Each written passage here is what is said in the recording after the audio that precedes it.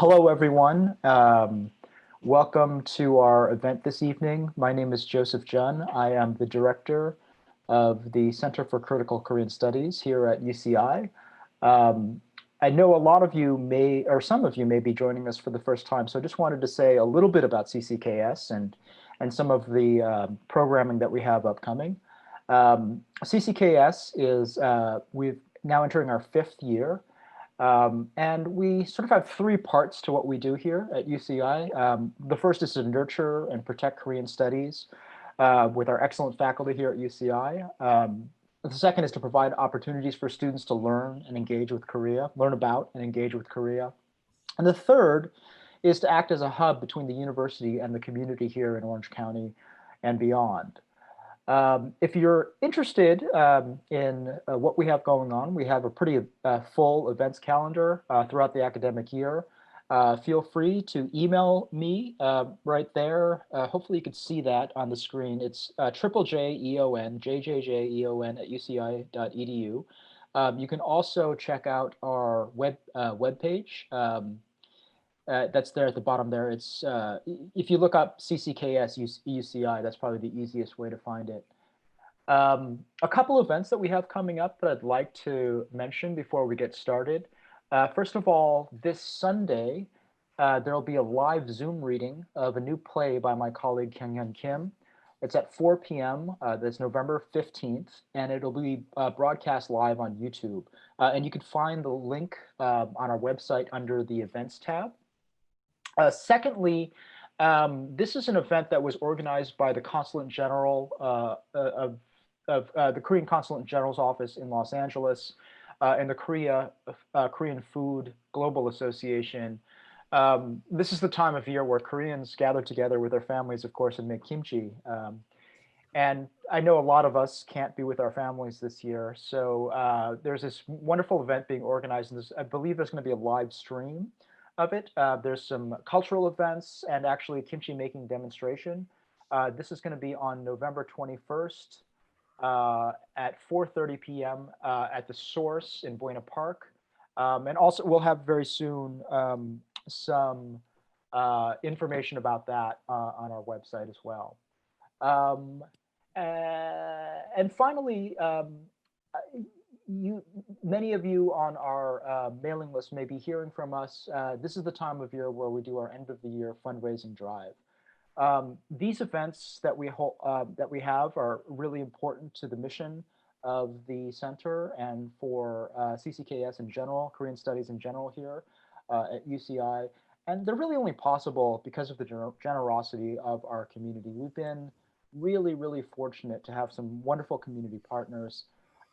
So many of you will likely receive some kind of information about our end of the year fundraising drive. And if you are interested in either learning more about the center, feel free to contact us. And if you are inclined to make a donation, you can do that on our website. Now for tonight's event. I'm going to read the description and then introduce our speakers for this evening. Here's the description. Millions of families were separated by the chaos and confusion of World War II and the Korean War. The peninsula's division meant that many of these families were lost to each other, never to be reunited. Among these separated families are those of John N. Kim and Sylvia Nam. Each grew up in the United States hearing stories about their maternal grandfathers who went missing, presumably to North Korea, leaving their grandmothers and mothers destitute in post-war South Korea. Each will discuss contending with the ghosts of their grandfathers and their mothers and grandmothers' stories of loss, trauma, and resilience. Eventually, these searches takes one to North Korea and the other to Japan to find the whereabouts of the two men whose absences profoundly affected their lives decades later and a generation removed. So our first speaker today is going to be John Namjoon Kim. John is an associate professor of comparative literature at the University of California, Riverside. He specializes in late 18th to 20th century German and French literature and philosophy, 20th century Japanese literature and philosophy, deconstruction, gender, digital media, theories of translation, writing technologies, rhetoric, and poetics. Our own Sylvia Nam is an assistant professor of anthropology here at UC Irvine. She's an interdisciplinary scholar with research interests in cities, markets, and expertise. Her work brings together anthropological engagements with value alongside geographical theories on the production of space as the cutting edge of accumulation. Just a note before we get started here, we will be using the Q&A function for the question and answer periods. That's at the very bottom of your screen on the at the bottom, the Zoom toolbar. So if you have questions for the speakers, there'll be time at the very end for Q&A. Please write your questions out there, and then I will read them to the speakers. So without further ado, let me turn this over to John. Hi, thank you very much for that introduction, Joe. Sylvia, thanks so much for allowing me to present with you today. I also want to thank Joo-hoon for setting this up, as well as the CCKS just for facilitating this. I mean, what you guys are doing at the CCKS is just simply amazing in terms of all the activities and everything, as well as bringing together, providing a forum for presentations like ours today. I'm going to start sharing the screen. And I'm going to hide behind my PowerPoint presentation, if you don't mind. So I do have a title from my paper. It's Halsopda, Can't Be Helped, My Search for My Mother's Father. I'll explain the title as I deliver my paper. My mother lost her father, not once, but twice. The first time was understandable, given the chaos after World War II. But the second time, incomprehensible. He supposedly repatriated to North Korea from Japan in the mid-1960s, but without a word. This double loss frames my mother's memories of her father. On the one hand, he was the source of fond childhood memories in Tokyo during World War II. On the other, he gave her a Japanese name accompanying his Korean surname. Her mixed name, Jun Takeko, so stigmatized her in the hyper-nationalism of post-war South Korea that she legally changed it to a proper Korean name before starting college. And yet, on another hand, he paid for her entire college tuition when my grandmother couldn't. On still another hand, his act of covering her tuition also left her with a bitter taste of the sweet lives she imagined her half-siblings had with him in Tokyo.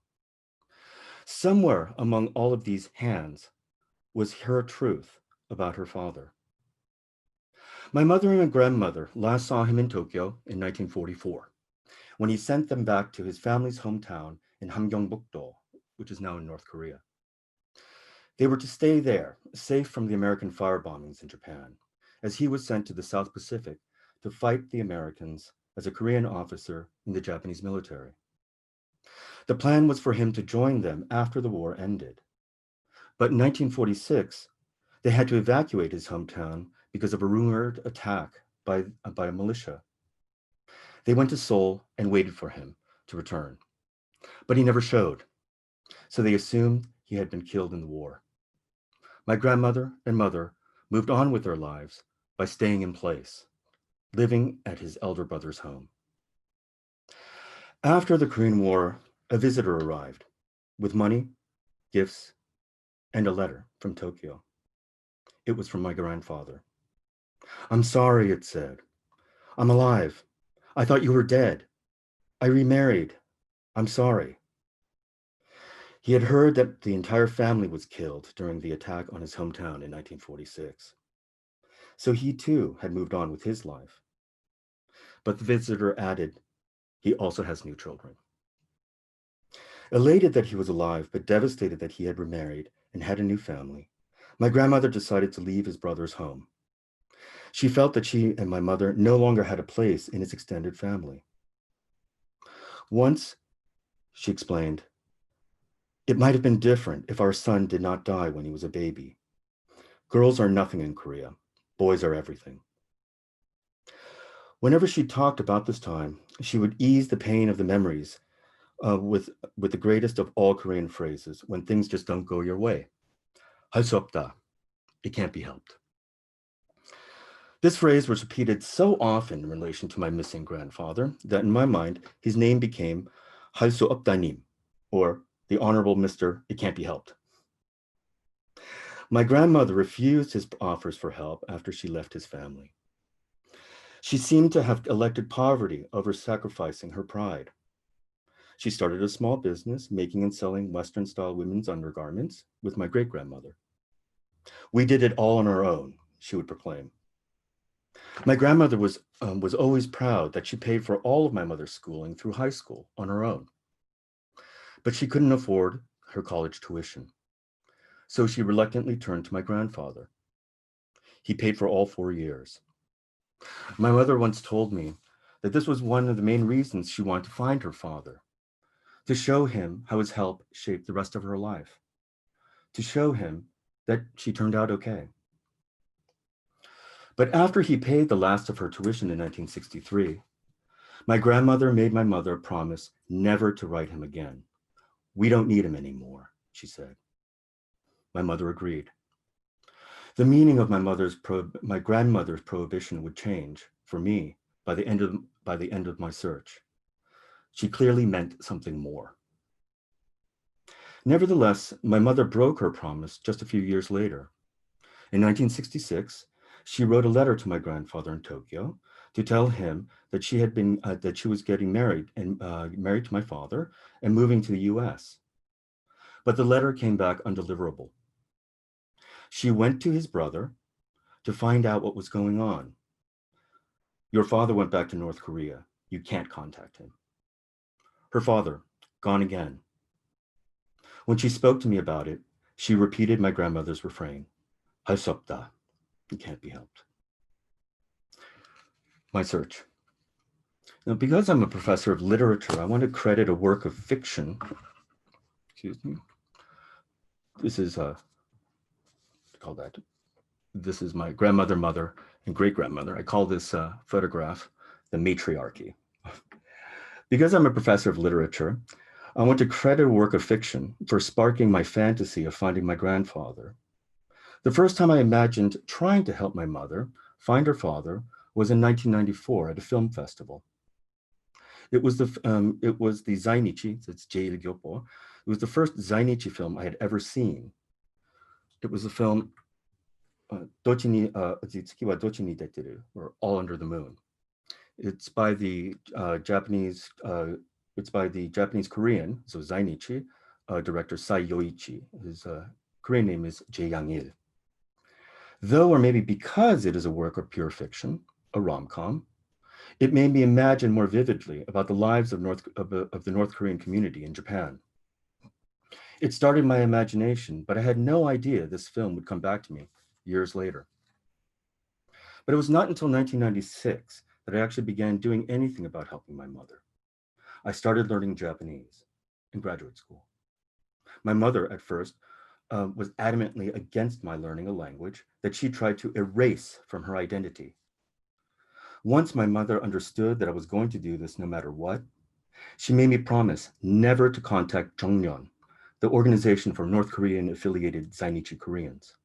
She only trusted Mindan, the organization for Zainichi South Koreans in Japan, even though they never responded to her letters. My experience later with Mindan in Tokyo was the same. Mindan is useless. I naively thought that after learning Japanese well enough to trace documents, that it would take no longer than 2 or 3 years to find out what happened to my grandfather. Instead, it took me another 15 years, or over 20 years in total from start to finish. However, once my Japanese was good enough to search for documents, all the records I could initially find were from before my mother was born in 1940, not after he disappeared in 1960. But these records were also important to my mother because she knew almost nothing about his past life.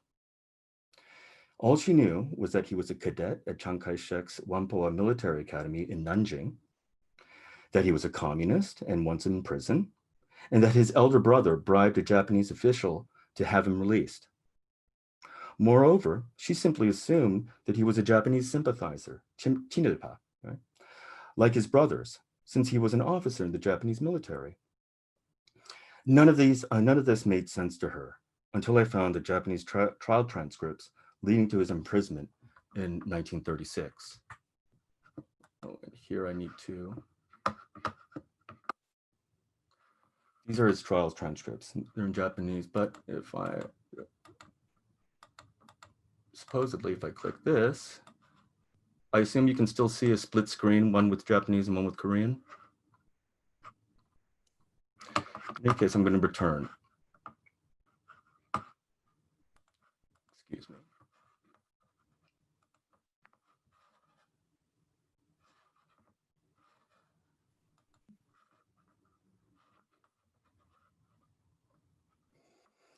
The trial transcripts show that his stance towards Japan was far more complicated than she had thought.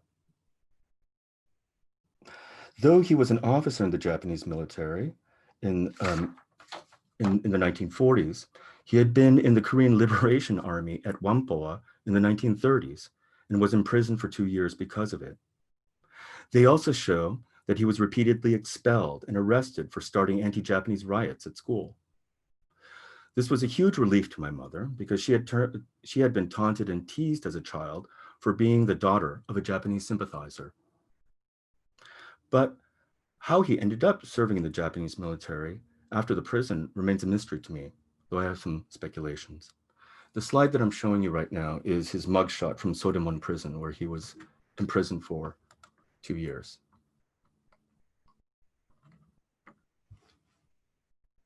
I only started finding later records of him around 2012, when I sped up my search after my mother began showing signs of dementia.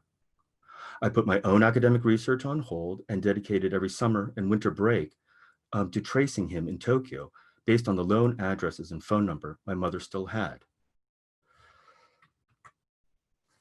This was professionally a very stupid move, but I didn't care, and I still don't, because my mother means more to me than my career, and I hope my dean is not listening to me right now.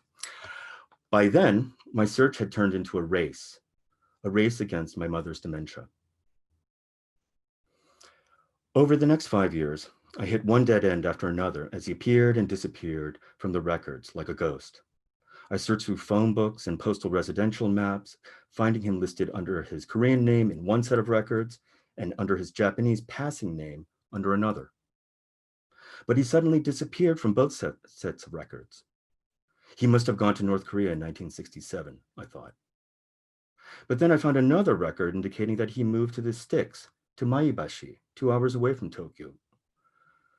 I then repeated the process of tracing the Maebashi phone books and residential maps when he disappeared again from the records. He must have gone to North Korea in 1972, I thought again, my best interpretation of yet another dead end. Just as I thought my search was over, I noticed that there was a branch office of Jongyeon in Maebashi. By this time in 2017, my mother was so far gone with dementia that I decided to break my promise to my mother, just as she had broken hers to her mother. I sent a letter to Jongyeon's office in Maebashi, along with a copy of my grandfather's family register, Hojo. Unlike my mother's letters to Mindan, Jongyeon responded immediately. Our records don't go that far back, but we'll put out a notice on our mailing list. Another dead end. Another case of Hasopda, I thought.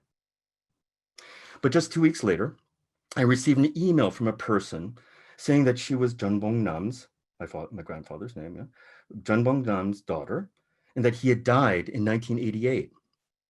How is elder sister, Unni? She asked, referring to my mother. Is she well?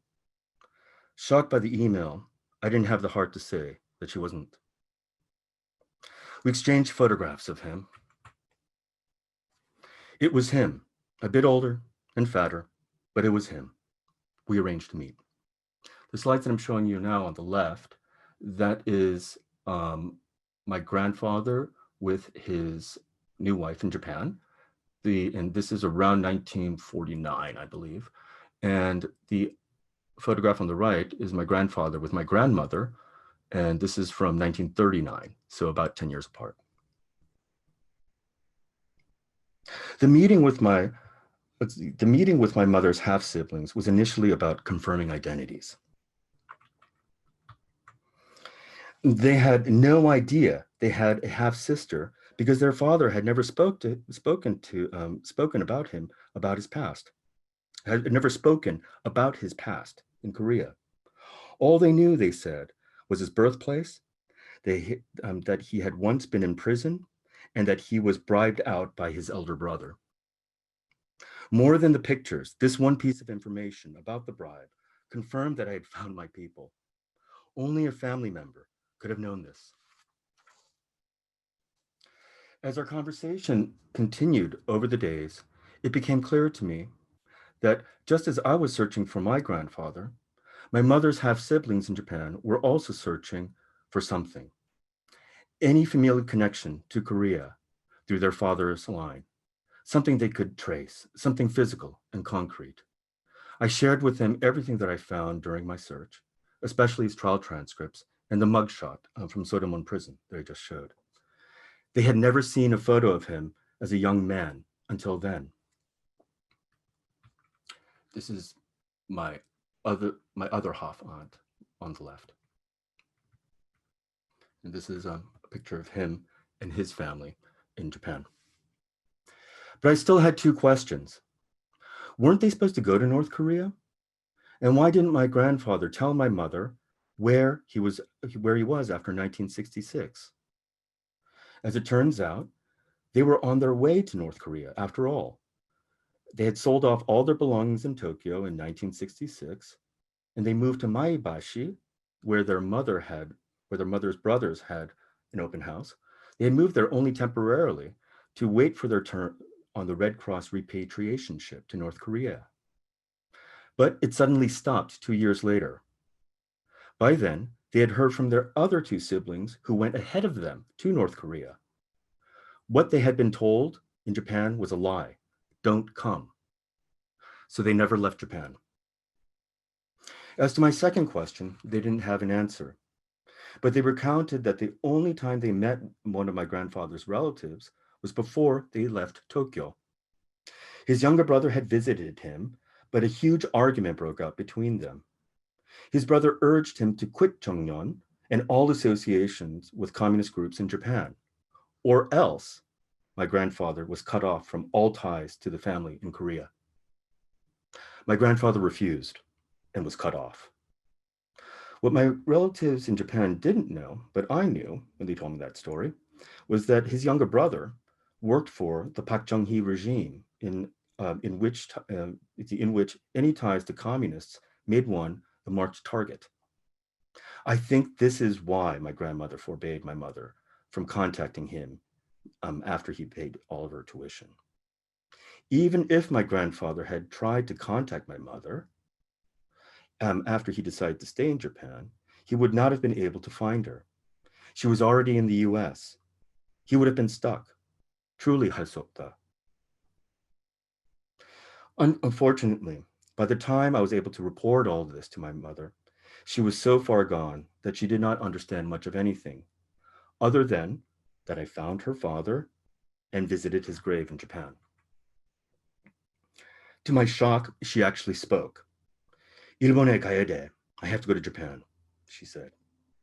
It was the first time I had heard a coherent sentence from her in 2 years, and also the last coherent sentence I had heard from her since. Since then, my sister and I have been regularly visiting with the family in Japan on our way to visit our mother in Korea. At my last meeting with my half-uncle, before the pandemic, I learned the most shocking thing from my entire search. We were talking about my plans to research Zainichi literature and film when he mentioned in passing that he had minor roles in 2. In one of them, he played, ironically enough, the leader of Mindan singing at a wedding banquet for a mixed Mindan and Jongnon affiliated couple. In watching it afterwards, I suddenly realized that I had seen this film before in 1994. The film that I mentioned before, All Under the Moon. In a sense, my search concluded literally before it started. I had already seen one of the people I was looking for before I even started looking. Thank you very much. And I think I would like to play just a clip of this.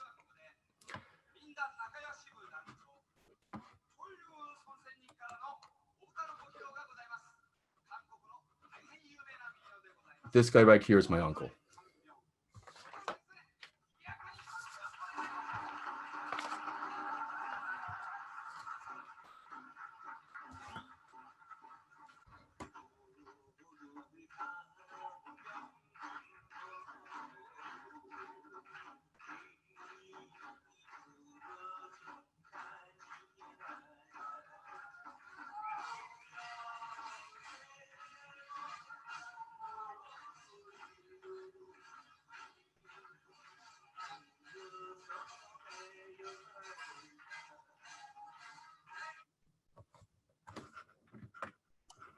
Thank you very much.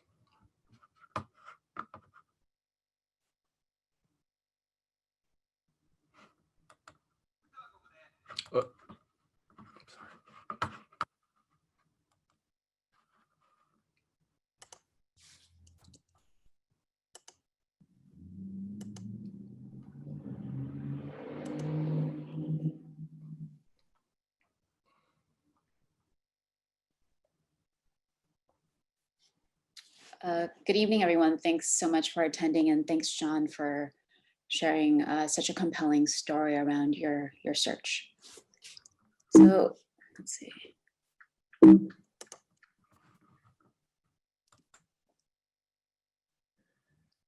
So the story that I tell here about my search for our grandfather is partial, one stitched together from multiple, sometimes conflicting accounts from different people, as well as based on my own experience and encounters. All are shaped, if not constrained, by geography and time, resources, as well as perceptions. Michel Rolfe-Trio, in his book, Silencing the Past, tells us that history in its vernacular use means, quote, both the facts of the matter and a narrative of those facts, both what happened and that which is said to have happened, unquote. A distinction between a socio-historical process and the latter, the story of that process. His point is that this distinction is not itself always clear, but is rather quite fuzzy. His bigger point is not so much that history is like fiction or that history is fact or truth, but that it is something in between. By the time I graduated high school, I could barely communicate with my mother or my grandmother, even though Korean was my first language. I was born in Seoul and we immigrated to the Bay Area when I was a toddler. I had lost much of it before leaving home for college. My childhood was filled with stories about my grandfather. His separation from the family during the Korean War had real consequences for my mother and her siblings and my grandmother. And despite being a generation removed and a continent away in the US, this absence was tangible to me, evidence in the outlooks of my mother and her siblings, their life trajectories, and the way they moved in the world. That his absence was outsized is perhaps not surprising, but nonetheless at odds with someone who I only knew through stories and photos. He was a spectral figure in a lot of ways, including for my own mother, who lived with the effects of not having a father, and because of the fact that she had no actual memories of him of her own. And there were, of course, the profound impacts that came with him leaving. Some of this impact was material. His separation meant that my grandmother had to figure out how to support herself and her children. Her meager earnings as a seamstress meant that my mother and her siblings had very little to eat, maybe some barley with a smidge of red pepper paste and very tiny salted shrimp and some bean sprouts. 강, 보리밥, 고추장, 새우젓, 콩나물. Much of this impact was also deeply psychological and traumatic. As a child, my mother would regularly tell me that I was lucky to grow up with my father. She would say, 아버지 없이 자랐어. I grew up without a father. Or more painfully, she would also say, 아버지 사랑 없이 자랐어. I grew up without the love of a father. She did find God after we immigrated and is a devout Christian, but the Christian idiom of God as a heavenly father seems apt here. Poverty and loss are not unique to our family, but patriarchy in a place like Korea requires that you have a male head of household. There are also, of course, the structural conditions of loss. The Korean War isn't over technically, and the peninsula's division for the last 70 plus years continues to underlie the separation of millions of families like ours. Though not unique, our story is one captured by the word piguk, tragedy, of loss of lives that could have been. Because I had lost my ability to speak Korean, in college I decided to major in comparative literature, choosing Anglophone and Korean literature as a way to get language training in Korean, and also to make sense of these stories, the mysteries surrounding the loss of my grandfather, and to understand my mother and a deep sadness that continues to shroud her even though she is now in her early 70s. A few months after the start of the Korean War in August 1950, my grandfather left their home in Suwon to go to Seoul, 20 miles away, to tell his mother that his wife had finally given birth to a son. He never came back. He left behind my grandmother, who was 28 years old at the time, and their 4 children, 3 daughters who were a year apart. My aunt was 4 years old at the time, my second aunt, a 3-year-old, and my mother, the third daughter, a year and a half, as well as my uncle, a 3-week-old newborn. Even though they sought to flee southward with the start of the Korean War in June 1950, they ended up returning to Suwon, where the agricultural school of Seoul National University was located. Walking southward with young children was too difficult, and my mother was also very pregnant at that time with my uncle. In Suwon, they had lived in relative comfort in faculty housing that had originally been built for Japanese professors. But with my grandfather gone, the university kicked them out. The only place they could afford to live was a hukjip, literally a dirt house, an 8-foot by 6-foot room for a family of 5 that hardly protected them from the changing seasons, including frigid winters. They had to move several times, once because their home was bombed during the war, and later because people did not want to rent to a single woman with 4 small children. Growing up, I had heard different reasons for why our grandfather was separated from the family, never to come back. The stories varied, and I'm sure that some of you have heard versions of these stories as well. One common story was that he was kidnapped by North Korean soldiers, but my mother, her siblings, and my grandmother told neighbors and the South Korean government in a context of severe red baiting, the persecution of those with perceived communist sympathies, or those related to those with perceived communist sympathies. Saying that he was kidnapped was a way to say that he, and by extension they, had no choice in the matter and were therefore not aligned with leftist or communist ideals.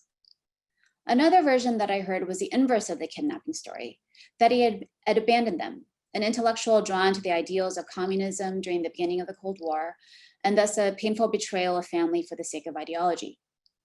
The final version of why he went missing was that he was invited by the North Korean government, along with his colleagues, for reconstruction efforts. While some of his colleagues returned, he did not. My grandfather, Chung Hyun-suk, was a professor of civil engineering at Seoul National University. He and my grandmother married in 1945 when my grandmother was 23 years old, considered late for that generation and era. She was originally from Cheolsan in North Pyongan province in what is now North Korea, the daughter of a wealthy landowner. She was part of the inaugural class of the girls' high school Namgonyo in Sinuju, near the border with China in the same province, a level of education that was also highly unusual for that era. Her paternal aunt, who was a successful restaurateur in Seoul, set her up with my grandfather. My grandfather was born in 1921 in South Gyeongsang province, his parents' only child. After his mother, my great-grandmother, was widowed at a young age, she moved to Seoul for my grandfather's education. It was there that he became part of a small elite, a student at Gyeongsang Imperial University. Gyeongsang was a former name of Seoul established by the Japanese. Whereas the majority of the students were Japanese, he was part of a minority Korean student population. Gyeongsang was an institutional precursor to Seoul National University, considered South Korea's top university. He became a civil engineering professor of that university at the agricultural campus located in the city of Suwon.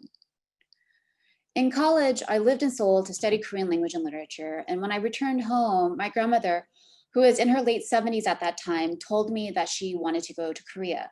She hadn't been back to Korea for several decades, and she wanted to go to Suwon, where she lived before she left for the United States. No one would take her, so I volunteered, not fully knowing what that trip would entail. My dad bought us our plane tickets, and with no real plans in hand, we went to Suwon, to the neighborhood she had left in the 1970s, where me and my grandmother, thanks to a series of uncanny coincidences, were able to relocate her former neighbors. Over the course of several days, we met these neighbors, and in each of these meetings, she told them essentially that she had made it in America. She bragged about her only son, her 3 sons, her only son, her 3 sons-in-law, and her 4 grandsons. She didn't mention her 3 daughters nor her 6 granddaughters. The neighbors would point to me and ask me who I was. I'd tell them I'm the daughter of the 3rd daughter. They asked, "Are you the daughter of the 1st daughter?" "No." "Are you the daughter of the 2nd daughter?" "No." "Are you the daughter of the son?" "No." "I'm the daughter of the 3rd daughter." "We don't remember that one," they'd say. The most poignant of these meetings was at the home of Professor Pak, a dignified and composed man who had been a colleague of my grandfather's. Over pears and tea, he showed us an album of his children, educated at the top universities in South Korea and successful in their careers. My mother had only graduated high school, and she often got sent home because my grandmother could not pay the mandatory school fees. This album of this family was a lens onto what my mom's life could have been had her father not left. Professor Bach, with a lot of empathy, said to my grandmother, "You have suffered immensely." After that meeting, I promised my grandmother that I would find grandfather. Later that fall, I talked to one of my faculty advisors at Berkeley, Elaine Kim, who told me that it was possible to transmit family inquiries through missionaries on the China-North Korea border. So I wrote out my grandfather's biographic information, his hometown, the names of his children, his wife, my grandmother, and a photo of him from the 1930s. Gave it to Elaine and waited for a response. I wasn't sure if it was a long shot, and since I had heard nothing back, I planned to go to North Korea the following summer. But my grandmother died soon thereafter, just shy of her 80th birthday. Since my grandmother's death in 2002, I had thought about going to North Korea every couple of years to find out what happened to my grandfather. But it wasn't until my eldest aunt was about to turn 70 that I realized that I needed to go before it was too late. My eldest aunt is a keeper of history, keeper of family history, keeper of information, and the one with the most vivid memories of their father. Whereas my mom has no recollection of him and generally moves through life through an act of forgetting, my aunt is the opposite and will recall the most minute details of things. For instance, she told me that they knew that my grandfather was alive in the late 1950s because his name was on a Red Cross list. South Korea had requested the names of separated families, and 22,000 families submitted their names. Though the details are hazy to me, his name was on one of these confirmed lists from the Red Cross. In 2015, I was going to go to North Korea, and as part of my application to visit, I was given the opportunity to formally request to have the government search for any relatives there. I filled out a form with basic information, less than what I had put in my own inquiry sheet nearly 15 years earlier when I was a college student, and sent it off. Again, I did not hear back. And based on my calculations, what were the chances that my grandfather would be alive in 2015? He would be 94 years old. I didn't hear back, presumed that he was deceased with no known relatives, but I was still interested in seeing North Korea. My parents were against me going and didn't care so much for me going to find the whereabouts of my mother's father. In contrast, my uncle was supportive of the idea. I knew to prepare photos of my life in the US to share with people I would meet there. And the photos that I brought with me included pictures of my grandparents' wedding, a picture of my family, but these artifacts of my life were otherwise haphazard. A picture of my campus office. I think I brought a picture of my cat because I had no preconceived idea of what I'd see or who I'd meet. When we landed at the airport in Pyongyang, our group flew in from Beijing, where we were met by our handler for the trip, Comrade Kyungmi. She recognized my face from my visa application and she said to me, "Comrade Sylvia, we found your family." I thought, is it possible that my grandfather is alive? She was intentionally vague and said I would find out more later. A day or two after we arrived, I met with her counterpart, Representative Yoon, who handled my family reunion request. In order to confirm that my request was done in good faith, Representative Yoon had to ask me some questions to confirm who I was, why I had applied, and the purpose of my request. After he was satisfied with my answers, he told me that my grandfather had died in 1987.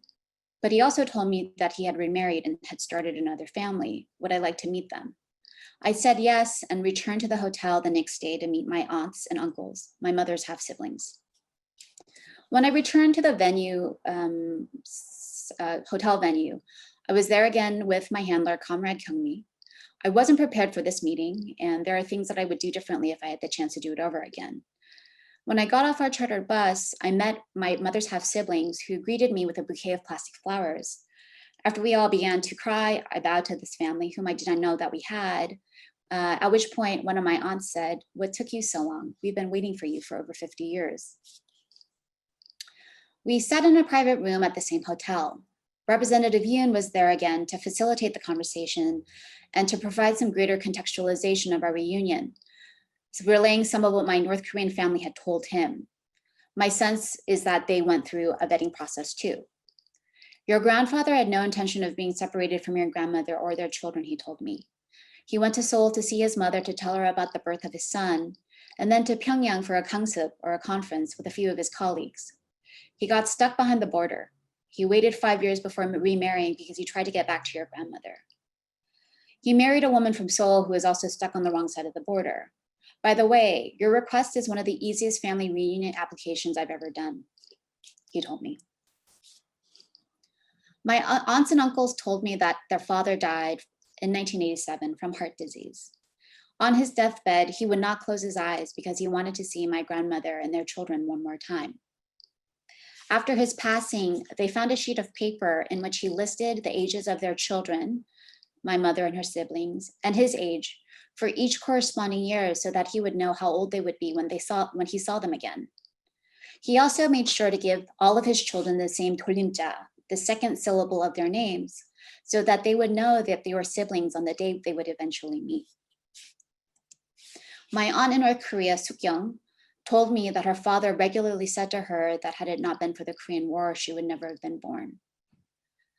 During this meeting, they asked me, why is your mother's name Suwon? We don't have any sisters by that name. I told them that they had all changed their names in 1965. These aunts in North Korea initially didn't want to meet with me, thinking that I was an imposter posing as family. I didn't think to apply with my mother's birth name. And in fact, my grandmother changed her name and the names of her children with the help of a fortune teller, a chomjengi, in the 1960s, with the hopes that their new names would help them reunite with their father. My aunts and my uncles brought their father's diary, and my two aunts took turns reading passages from it. The start date of one diary is August 26, 1950, the day he became separated from my grandmother and their children, and their 4 children, 3 weeks after the birth of my uncle, his first son. The passages relay the gaping sorrow of a man who loses his wife, his children, and his own mother. In one passage, he writes, "Mother, my loving wife, where are you now, mother? My beloved wife, you have suffered because of me. How much hardship must you be facing with our children because of your good-for-nothing husband? Oh, my wife Hakshil, please stay alive. Even if you must swallow stones, please live. Please don't die and wait for me until I can see you again. My fatherless children, Suyong, Haeyoung, Muyong, Hoyoung, please stay by your mother's side. When I think of you, you weigh on my heart. When will I see you again?" At the end of our meeting, they asked me if my mother and her siblings had suffered immensely. I didn't want to lie to them, so I told them yes.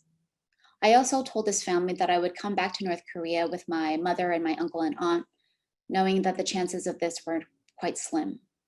I had asked my handler during that trip if I could meet them one more time before leaving Pyongyang so that I could give them money and perhaps visit my grandfather who's buried in the outskirts of Pyongyang, but my request was denied. During our 2 weeks in North Korea, I had no internet connections or internet access. So I called my dad to tell him what I had found out once I landed in Beijing. He was indifferent, sounding pretty underwhelmed.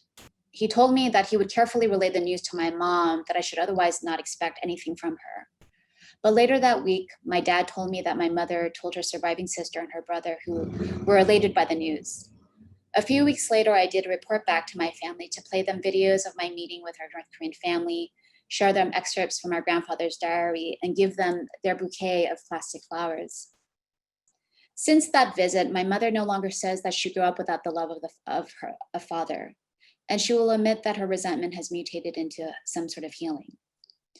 But does she have any desire to meet her half-siblings, to visit her father's grave, or to go to North Korea? She doesn't. Does she want to learn about her father, about his life, what his life was like after he left? No. My uncle has talked about going to North Korea, wanting to meet his half-siblings. I'm not sure what he's waiting for, maybe for me to take him. He just turned 70 this year, the 70th anniversary since the beginning of the Korean War. I'll leave it there for now, but wanted to reflect on a few points. The consequences of war and separation not only foreclosed possibility for my mother and her siblings, they had to live with the burden that their lives were supposed to have turned out very differently. This burden did not end with them immigrating to the United States. In talking about going to North Korea with my mother, I've been met with resistance and silence. Is it pain? Is it a disavowal? I don't know. Maybe it's not surprising. How do you, after all, recover someone or something whose absence is the source of your injury? The last point that I'll raise is that of incongruity, of time and knowledge between the North Korean family and my family here. The possibility of reunification for our North Korean family was always a given, Whereas for the South Korean family, now American side, their father leaving was an endpoint. Thank you.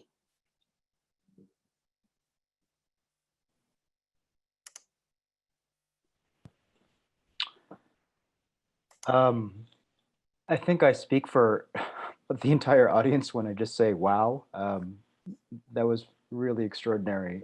Thank you to both of you for sharing those amazing stories. Let me just say to the audience that we have some time for Q&A, and we're going to be using the Q&A function at the bottom of the screen.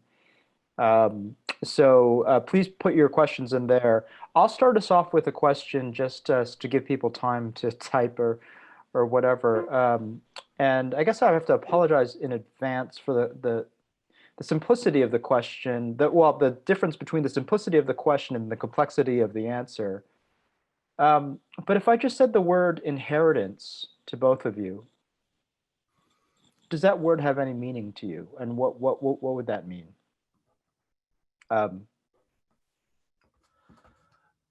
John, do you want to? Oh, sure. Well, first of all, I want to apologize that I was hunched over reading my paper, and That's okay. I wasn't able to. I don't have that gift that Sylvia has, which is to telegraph this amazing story by looking properly into the camera. But in terms of inheritance, I think, I mean, that's a big word. And in terms of what I've inherited, it's definitely this Japanese part of my family, even though everyone in my family is Korean, right? It started out just as something that I wanted to help my mother with, but of course they were adamantly opposed to my learning Japanese, right? But as I explained in the talk, but eventually when my grandmother came around, she actually started helping me with my Japanese. She spoke Japanese fluently. And once I started exploring a little bit more, then I began to discover that on my father's side of the family, there was also an entire side that went to Japan, to Hiroshima, and were there during the bombing and had suffered physically from that. And so I think this is, for me, it's been profound insofar as it's changed the direction of my research. Originally in graduate school, I was not in a comparative literature department. I was in a German department, but I was dead set on doing this Japanese thing that they just kind of let me do it, bless them. But in that process, well, let me take a step back. I ended up in German and in Japanese, both fields that have culturally nothing to do with me growing up, at least I first thought. But it was in entering Japanese via German connections. Like, for example, the film that I saw, the All Under the Moon, I saw that when I was an undergraduate studying in Vienna, Austria. And it has been my port. I mean, so my first academic interests were in German, and then via Germany, I started getting interested in these kind of weird Japanese stories in my family. And through these weird Japanese stories in my family, I started getting more interested in a lot of Korean things. So, you know, typically one enters into an academic field because it somehow reflects who one is. There's always something autobiographical in the humanities. And I always kind of resisted that. But it was during this process, the search, I realized I was being very, very foolish in resisting the autobiographical impulse that's within the humanities. So that's kind of like a mixed answer, personal and academic answer. Thank you. Thank you.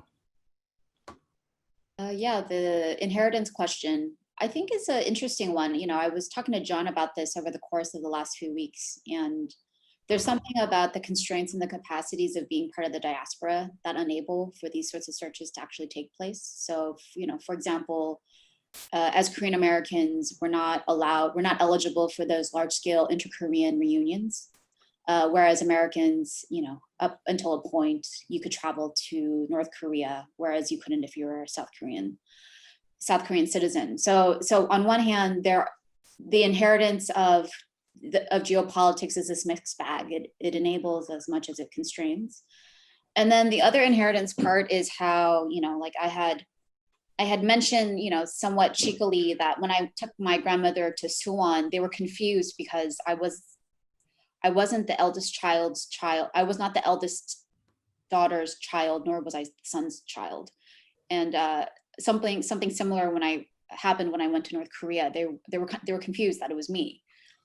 Whereas I had no kind of assumption that there was supposed to be a particular order of resolution in terms of who could potentially provide some answers or insights as to what happened to our grandfather on that front. So, if inheritance and patriarchy constrains, and it does in a lot of ways, there's something, again, like being second generation and removed from it that has something, I don't know if I'd call it liberatory force, but allowed for me to kind of go at it without, maybe with a lot of naivete, but also without feeling constraint. That's really amazing. I have a question from Cynthia and Dave. In the questions for Sylvia, we were curious about how you would have handled that first meeting differently, since you mentioned it in passing. Sorry if you explained it already. I didn't explain it. Thank you for the question.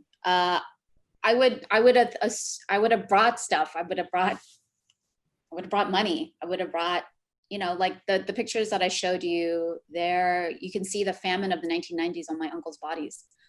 They lived relatively comfortably.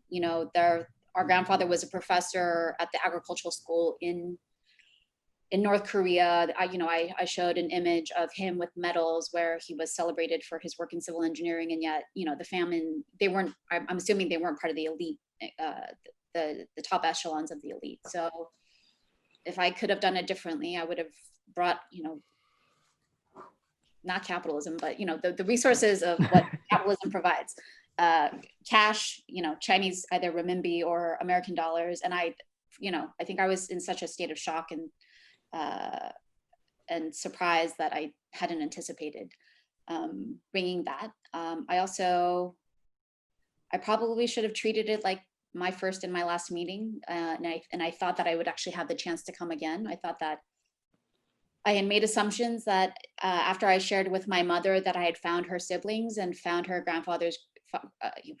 out about her grandfather, that she would want to go to North Korea, so that there would be another trip. And, every year I ask, and, no interest from her. So, yeah, I would have treated it like my only, because it's been my only trip. And it's a very stark contrast to John going to Japan every year and seeing his mother's half siblings, like family, like true family. John, I wonder if I could ask you a similar question about just your feelings about before that first meeting with those relatives, and then reflecting back on it, any regrets, or how does that first contact, to use a science fiction term, how does that first contact, what kind of space does it occupy in your mind? Great, thank you. I actually just want to dovetail a little bit on what Sylvia said, just by commenting that about North Korea, that one of the things I found just absolutely mind-blowing about Sylvia's search is that she actually went to North Korea, whereas I was looking for evidence that my relatives went to North Korea, and if I found it, I wasn't going to go to North Korea. I'm too chicken for something like that. So I do still have, but in the process, I did discover that I still have two other relatives in North Korea who are from Japan. So I wanted to ask Sylvia, so the next time you go to North Korea, please take me with you. Right? I'm too chicken, I really am. Okay. But in any case, but in terms of regrets and first contact, let me start with regret, because that's what I'm more familiar with. In terms of regret, the one thing that I regret is that I did not do this fast enough. Fast enough so that my mother was still coherent. And it was really right around 2012 that I just really desperately was going to the archives in Japan and looking up, just telephone books. In fact, one of my colleagues at a different university actually ran into me in the we ran into each other in the National Diet Library in Tokyo. And, I just had a huge stack of telephone books, and I just felt like so embarrassed. Like, how am I going to explain why I am looking at telephone books? But in any case, the true regret is that in hindsight, if I knew what records to look for and in what order, if I knew everything, I could have concluded this search within a month of having learned enough Japanese. So it took me around 5 years of learning to read Japanese, well enough where I was just basically functional. And had I known what kind of records are kept and where they're kept and where to look for, I really could have found them at least to Maebashi within a month if I did compress everything. The only part of that is the only problem with that idea is that when I sent the letter to Chongnyeon in Maebashi, the new director of that local branch just happened to be family friends with their mother's family, and one of their relatives used to be the former director of Chongnyeon, and so the guy just recognized the name, and so there's a lot of luck here. But mostly it is the primary regret was not being able to really communicate with my mother. I did explain this to my father while he was still alive, and he was really interested. And he goes, but one of the things that he said was, "Oh, that's why your uncle didn't show up to our wedding." I mean, that's why, her uncle didn't show up to the wedding. He was supposed to be giving her away at the wedding, but he never showed up. And he only apologized later that, yeah, I couldn't come. But it was clearly because he did not want any sort of affiliation with the daughter of a communist, right, working for Park Chung-hee and whatnot. In terms of first contact with the relatives in Japan, I have to admit, even after we exchanged photographs, I was very nervous. I was actually quite suspicious because I had been searching for over 20 years. It seemed like it was too easy that I would just get an email saying, "Hi, I'm so-and-so's daughter. Hey, who are you?" It just seemed too easy. It was also the summer in which North Korea was testing nuclear weapons, actually coincidentally Hamgyongbukdo, and also sending missiles over Japan, right? Testing missiles over Japan. So my immediate response, and I know this sounds silly, is this has got to be a North Korean trick, right? Because of Jonghyun connection and whatnot. But once I met them, they put me at ease. Initially, we were just kind of looking for any sort of visual confirmation in each other's faces. And I didn't see much of one in theirs, but then they definitely saw one in my face. Apparently I take after my grandfather a lot. And so there, I think it was, in terms of regret and first contact, it was weird. It was not so much what people said, but how they behaved. Yeah, I didn't find any visual confirmation, but I definitely found confirmation in terms of their personalities. Each one of them had a different aspect of what I consider my mom's personality. My mom is a very kind of, other than this one aspect of her family, she's otherwise a very jovial and positive person, always joking around, will always crack up the entire room, that sort of thing. And but she can also be a little bit shy in a way that one of the aunts was, but she could also be very stern, like the eldest sister was, right? And she could be happy-go-lucky, like my uncle is. And so that was the one thing that made me feel even more comfortable than just that I found that I really did find my people, because I started recognizing my mother in their behavior. I don't know if I really answered that question. No, that was great. So there's a question about, I take it to be about sort of the younger people in your family, children, nieces, nephews. Are they interested in these family stories, and what has their reaction been? Well, in my case, let's see, I have 4 nieces and three nephews, 1 niece, and 2 of them are too young to understand what's going on. They're still toddlers. The other 2 are teens, and they're about to, let's see, one is 12 and the other's 13. In any case, they're about to kind of understand what is going on, but still, for them, these meetings have just been a fun trip to Japan.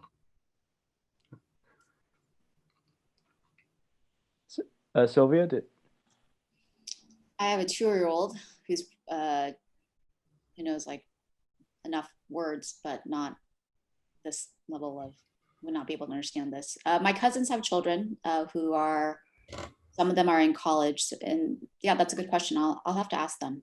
I don't know right off the bat. Okay.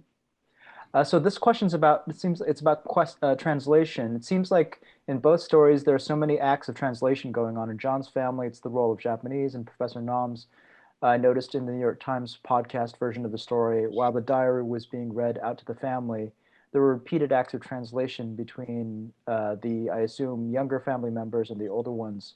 I wonder if you could speak a little bit about the role of translation and language in this whole process. Yeah, I mean, I would say that as an interlocutor, I felt I felt like a very poor interlocutor in North Korea. They asked me very specific questions. So, for example, they asked me where their grandmother was buried, because when my grandfather left, he also left behind not just my grandmother, their children, but his mother, and he was my great grandmother's only child, her only son.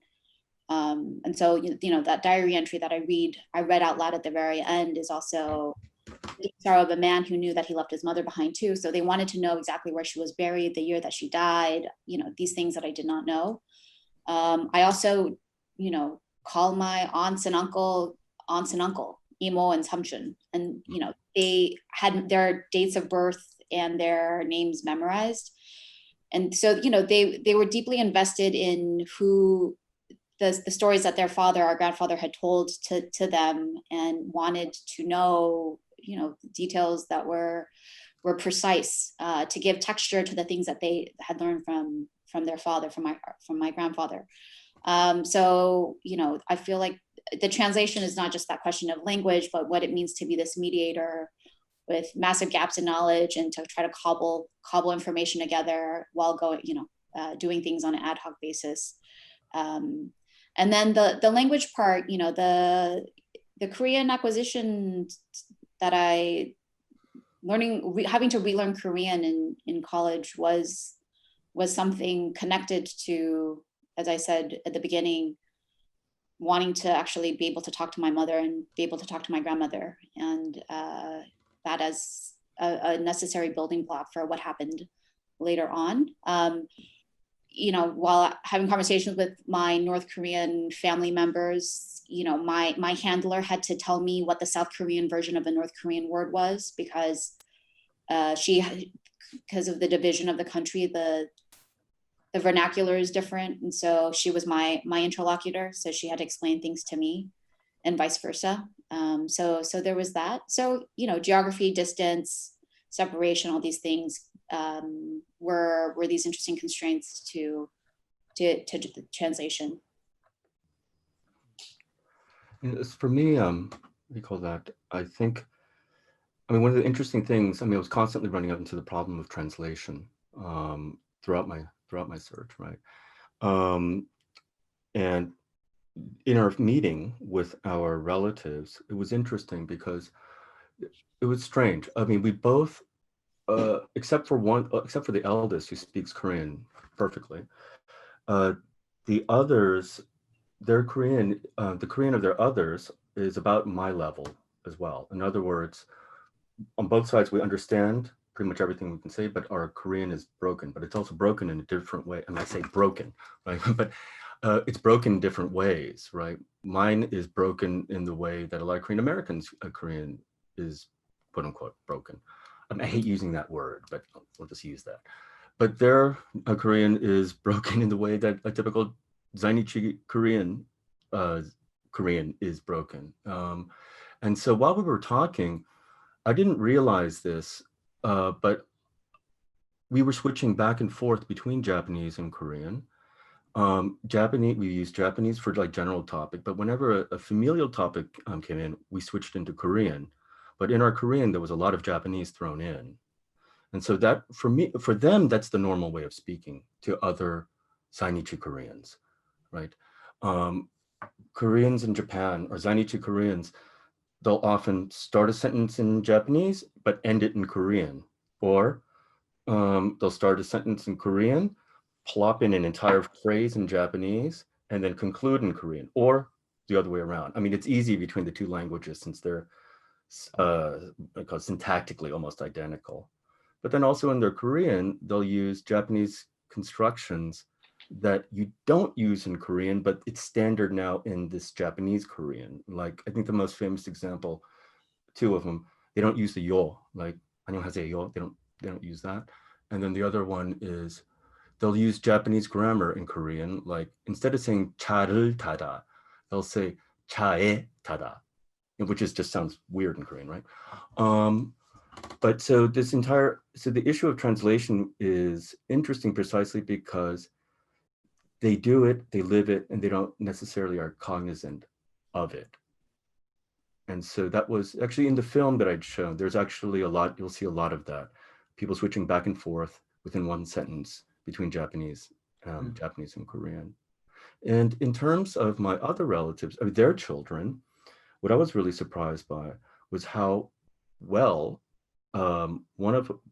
two of them speak English, even though they never lived in an English-speaking country. And I was surprised by that because the level of English education in Japan is really, really low. It's just bad. It's not like in Korea where the the teaching of English is very, very good. But these two, they're excellent. And so with me, they like to switch back and forth between Japanese and English, and then sometimes in Korean. So I definitely feel like all these, I mean, I've always felt like I've had a very kind of heterogeneous, mixed up relationship to all the various languages I'm in touch with. But this was definitely a very extreme case. I'm afraid we're way over time, but I wanted to thank you both for really for sharing these. It's just a total act of personal and intellectual generosity in sharing these stories, this very, very moving stories. And I, based on the questions and comments that I'm seeing in the Q&A, I think that is very much a shared sentiment with our audience. So thank you very much. And to the audience, thank you so much for attending this event. And hopefully we'll see you at the next CCKS event.